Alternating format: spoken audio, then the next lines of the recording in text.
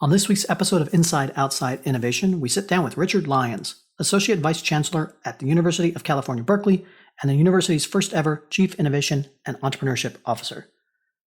Richard and I talk about the evolving role of innovation and entrepreneurship at universities, as well as some key trends, opportunities, and challenges.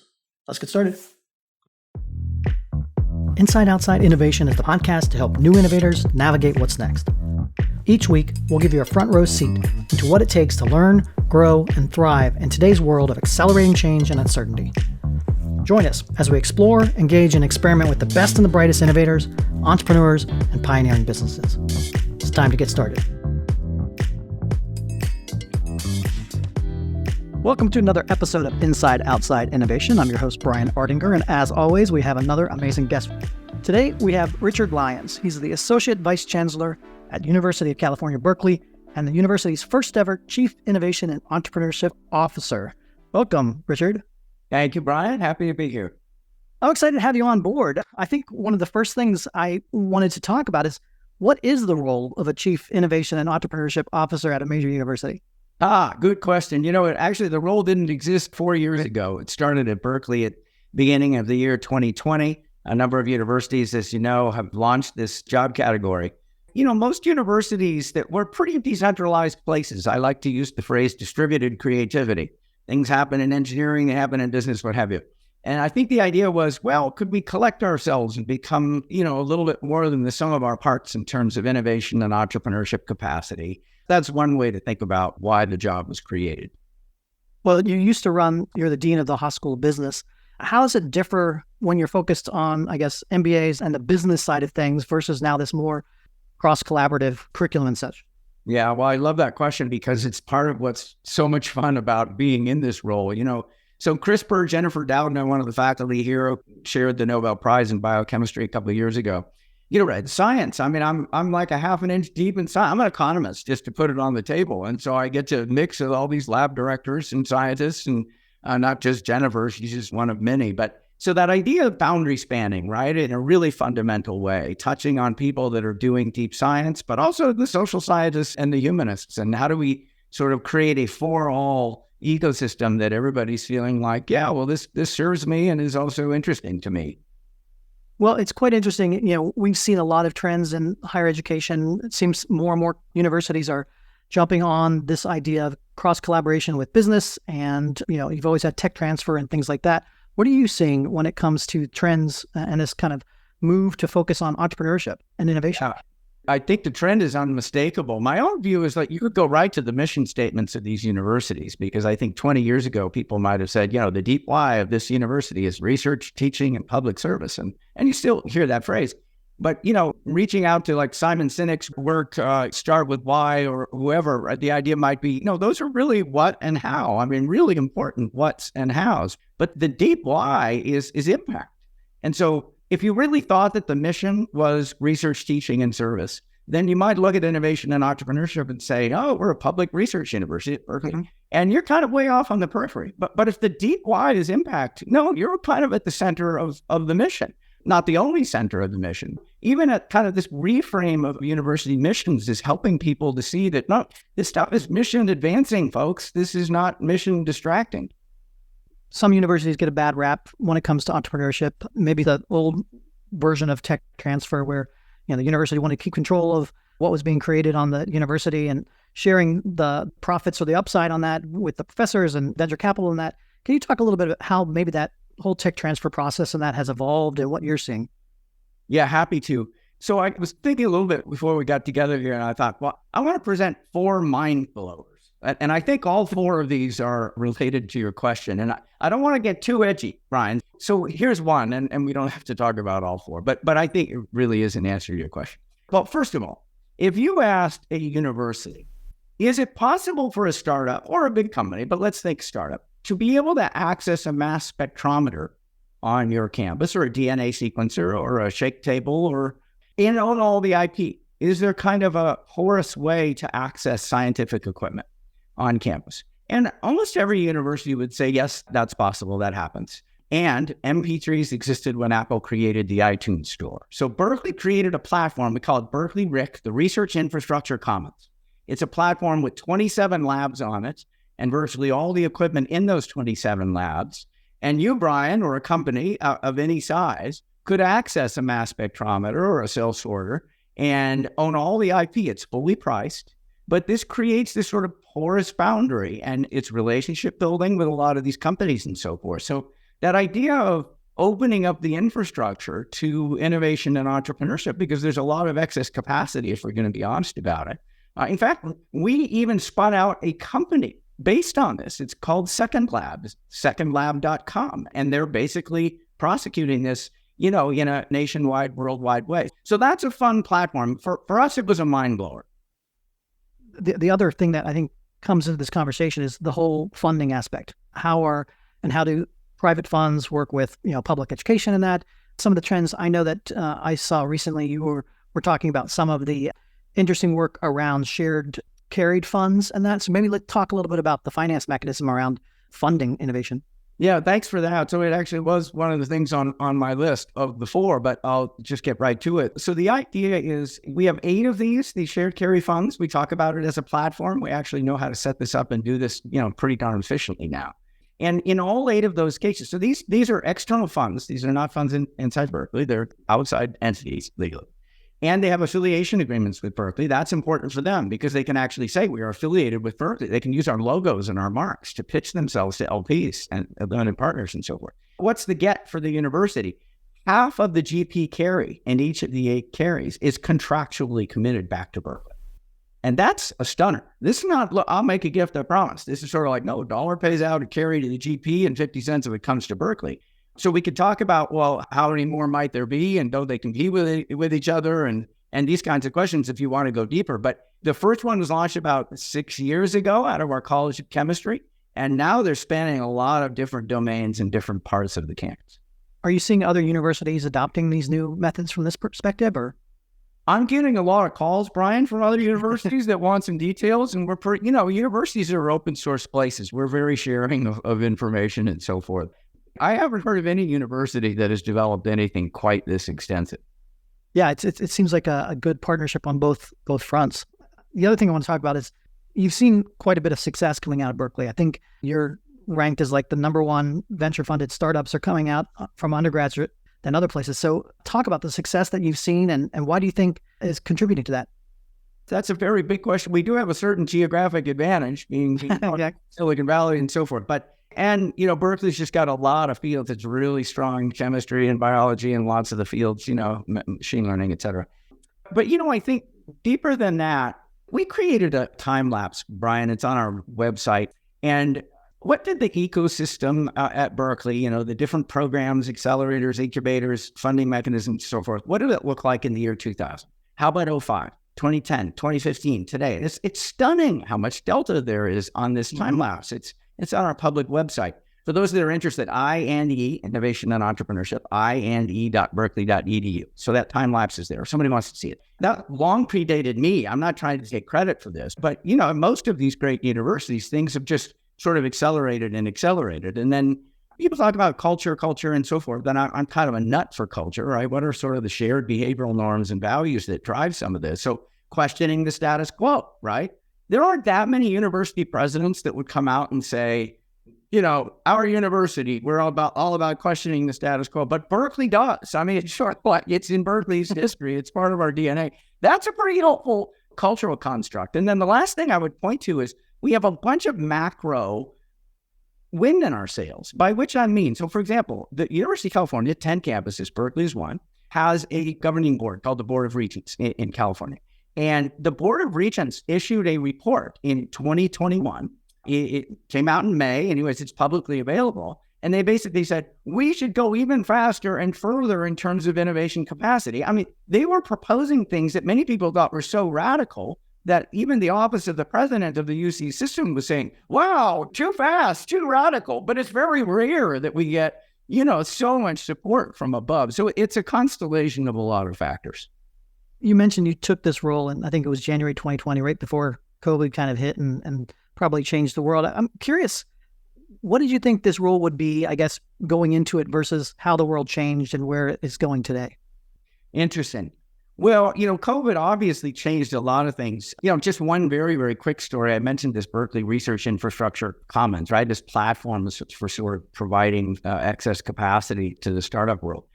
But that actually was a pain point that was expressed during COVID because we were doing some of this pre-COVID, right? We were using some of our facilities and renting them out on the outside, but not so much.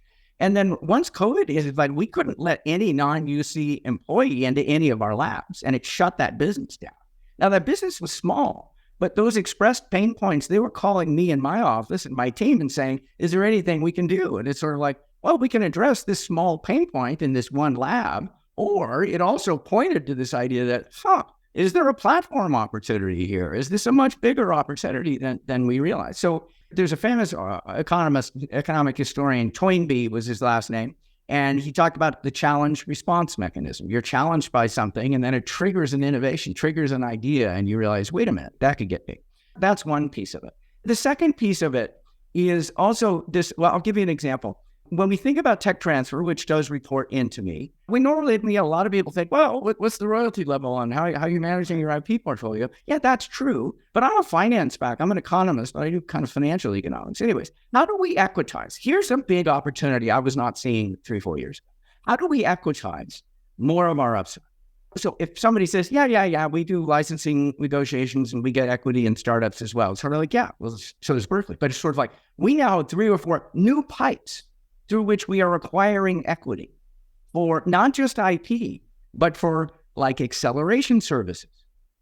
How about directly for research, like research for IP? What is that or research for equity? What is that transaction? I just mentioned we floated our first company. I mentioned this second lab, but the idea is that's like a builder VC function. Right. We created that. We allocated the cap table for crying out loud. We'd never done that before. And it's sort of like, ooh, this is getting interesting. Now, we're a public research university. So it's like, is there a place too far? You better be going into this stuff with your eyes open. But we think we are. But that idea of equitizing upside and participating in that nonlinear upside in a much greater way, that's an eye-opener for us. Well, it's also about where do you create the value and capturing that value from the services and the intelligence and everything else that you put into a particular new idea to get it off the ground and keep it moving. Exactly.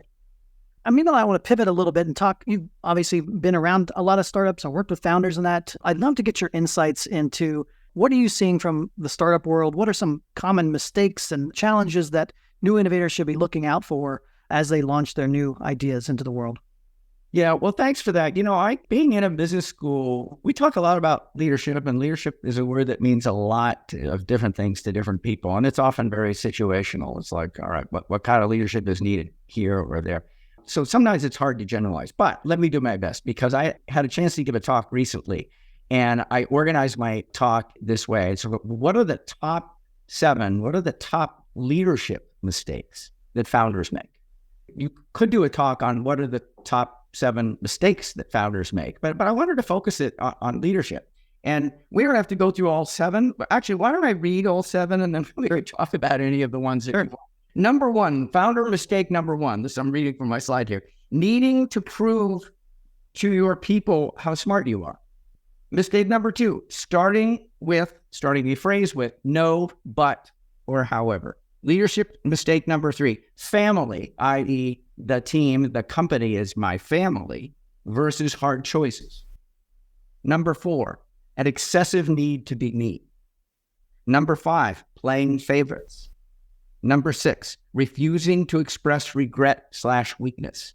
And number 7, claiming credit we don't deserve. Yes, as I work with startup founders and that those are, again, like you said, common mistakes that folks kind of run into. If you were to rank or talk about which ones are most likely for founders to fall into, where are you seeing that?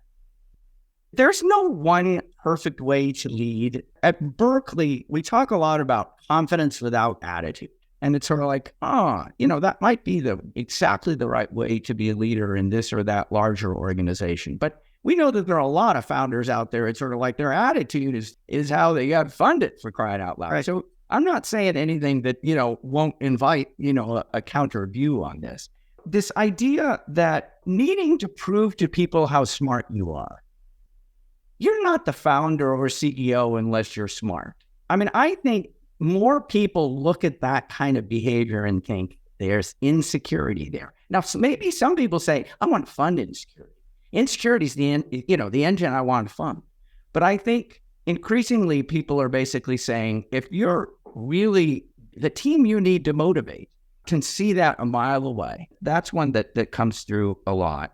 And then I think a second one is, claiming credit we don't deserve. I'm gonna touch that one. Almost everybody says like share credit and take the responsibility on yourself. That it's like, Good to Great or 100 different books kind of make this point. And you say, yeah, what's next? It's like, no, people can read that 100 times and still fall into this trap. And we do, because we're human beings, right? It's sort of like, look at me. And it's like, well, I need to be look at me or my venture funders won't be excited in my next round. And it's sort of like, be careful with that logic. I think people overdo that.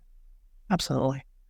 Well, this has been fantastic conversation. Maybe the last core topic I want to talk about is maybe some of the trends that you're seeing. You've been obviously and see a lot of research coming out of the university, see a lot of new trends being in Silicon Valley.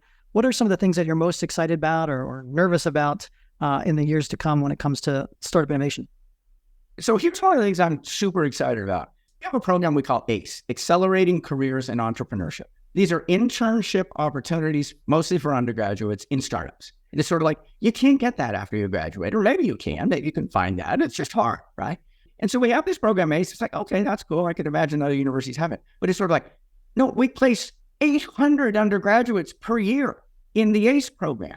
And when we do these information sessions to see if they're interested, we do 3 a year. And if you sum up the students that actually come to the information session, it's around 2,500. So it's sort of like, oh my gosh, they want access, right? They want to see into things. And so that kind of incipient openness to startups and the ecology of entrepreneurship, that's a super exciting one. Here's one that's more challenging, and maybe I'll close on this one. We're all working hard on this, but I'm a nut for culture. I've used that word already in our discussion. So this idea of behavioral norms, what are these shared norms that we have and kind of the values underneath them? But if we're really going to get not just universities, but more broadly, I mean, if you're thinking about trying to get a geography or a city or some other area, and it's like we're trying to create, another Silicon Valley, what have you. But let me give you a couple of subversive things that we've done to try and accelerate culture change at Berkeley. And it's not like we have a giant problem on this, but it's like there's more, there's better, we can be more mission advancing. So 2 things that we did, and I'll point to these. 1, we posted on our website, that website I mentioned before, ind.berkeley.edu, the top 100 faculty founders at Berkeley. For what? My speculation, but if you did that 10 years ago, you get a call from a bunch of faculty saying, take me off that list. It's like, I'm a scholar first, right? But nobody has suggested that they be taken off. And a lot of users of Berkeley, VCs and so forth, love that list. It's like, that's cool. Here's another one, even more subversive. We posted, I guess I shouldn't be saying this on a podcast. We posted to that same website a memo. It was a memo from the system-wide, the 10 campus provost, chief academic officer, to all the chancellors, effectively the presidents of the 10 UC campuses. And that memo was from 2022. That memo says, innovation and entrepreneurship activity on behalf of our faculty is going to be weighted positively in tenure and promotion decisions. It's like, oh, that's a watershed. That's a watershed. Now, people say, oh, people knew about the memo. It's like, I'm going to post the darn memo. We're going to post the memo because the posting is part of how the culture continues to advance. But getting that culture advance part is something we have more work to do on. Well, that's a very interesting point. When you think about professors, there are a lot of professors that don't want to be entrepreneur. They want to, focus on their research and do that. And a lot of them shouldn't be founders per se. That's not what they want to do. How's that coming to play out in reality? Great question, and a very important question, because look, we don't have Bell Labs anymore. I mean, our great universities are doing the basic research, right? Pure curiosity-driven research. And they need to continue to do that. That's a sine qua non. That's just an essential feature of what a great research university is. And we can't lose that. So if one of the unintended consequences of talking about all this downstream activity and ecosystem and so forth is that we pull our greatest researchers and our greatest universities away from basic research, that will be a very negative unintended consequence. So when I mentioned that memo does not say, and if you are not doing this stuff, you will be penalized. It is very clear about that. We have a lot of room and must maintain that room for basic research. And we now have more room for people. By the way, Jennifer Doudna, Nobel Prize winner, right? And the idea is she still doing basic research? You bet your life. Now, is she also interested in her research having impact? Absolutely. So how do you square that circle? You've got graduate students, you got postdocs, you got all these other levers, right? So the idea that our research is going to get into the larger world does not mean our great researchers have to go out and themselves start companies. Richard, this has been a fantastic conversation. I really do appreciate you coming on Inside Outside Innovation and sharing what you're seeing out there in the real world. If people want to find out more about yourself or more about Berkeley and that, what's the best way to do that? Well, thank you for that. I think I mentioned one of the websites, IAND, Innovation and Entrepreneurship, ind.berkeley.edu. The second website for Berkeley, it's a wayfinding website, mostly aimed at students, but it might be helpful to people. And that one is begin.berkeley.edu. And that's got a bunch of directories. Here's the funding mechanisms, here are the accelerators, here, all that sort of thing. And I think between those two websites, people would be able to see a lot of what's going on at Berkeley. Excellent. Well, again, I thank you for coming on the show and looking forward to seeing all the great things coming out of Berkeley in the future. Thank you, Brian. That's it for another episode of Inside Outside Innovation. If you want to learn more about our team, our content, our services, check out insideoutside.io or follow us on Twitter at the IO Podcast or at Ardinger. Until next time, go out and innovate.